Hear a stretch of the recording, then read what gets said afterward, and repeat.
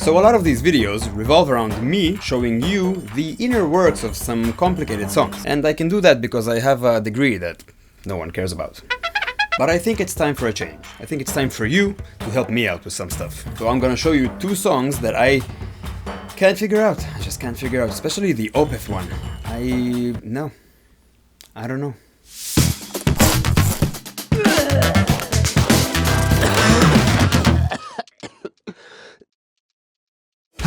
Hello there, rhythm lovers. I've been out for a while now. I was busy touring Europe, losing my cymbal case, and teaching guitar players about polyrhythms.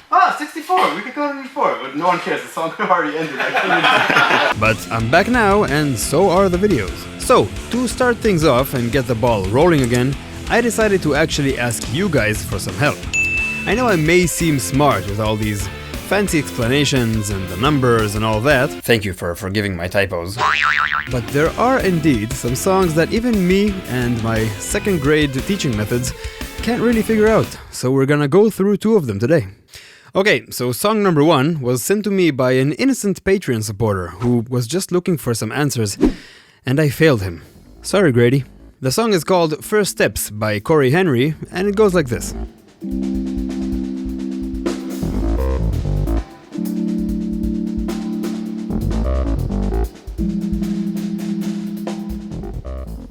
So we have this synth bass line.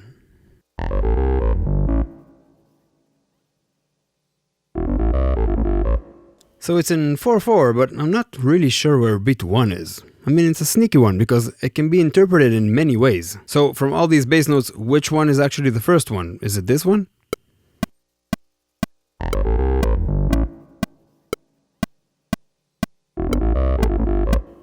Or this one?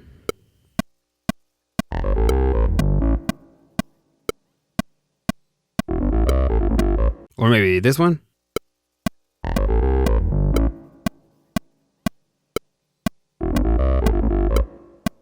They all make sense. I do think it's the first one, but I don't really know. So I kept listening to see if I could get any more clues, and then these keyboard hits appear.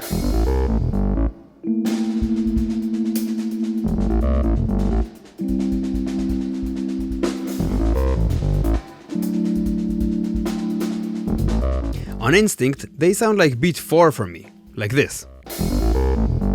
4, 1, 2, 3, 4, 1, 2, 3, 4, 1, 2, 3, 4, 1, 2, 3, 4, 1, 2, 3, 4, 1.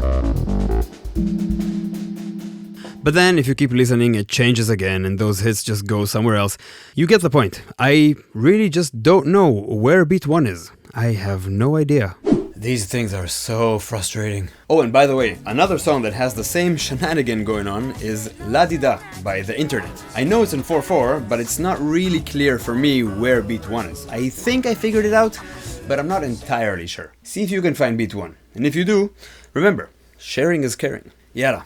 Opeth time. The second song I'm going to talk about has been bothering me for literally years. It's off of one of my all-time favorite albums ever, Watershed by Opeth, and it's the drum solo from Porcelain Heart, and for the life of me, I can't figure it out.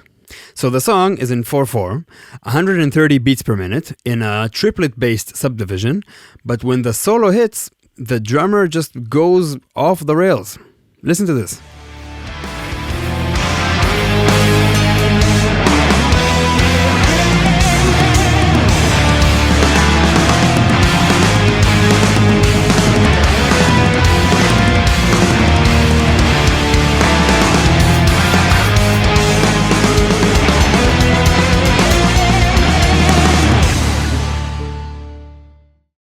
I have no idea what he's playing. If you listen closely, it doesn't match any subdivision that I found that matches the original tempo. So I checked some live version, and in the live versions they just go to a full-blown drum solo that is not the original one, so there's no answers from there as well.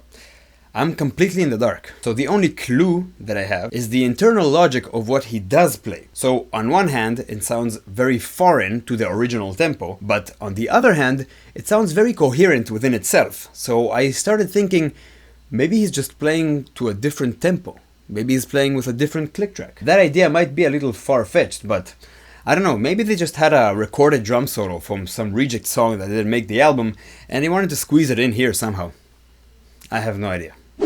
So, wondering if it's actually in a different tempo, I started playing around with the metronome, and I found that this solo makes total sense when it's played with a 112 beats per minute click track. Listen, listen.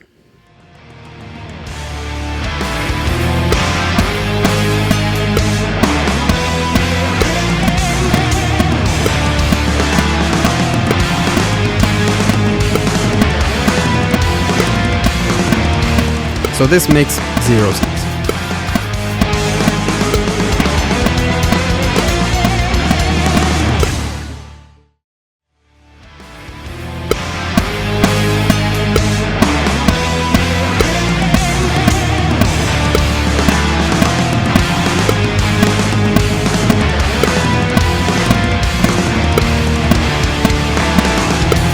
But this one feels great.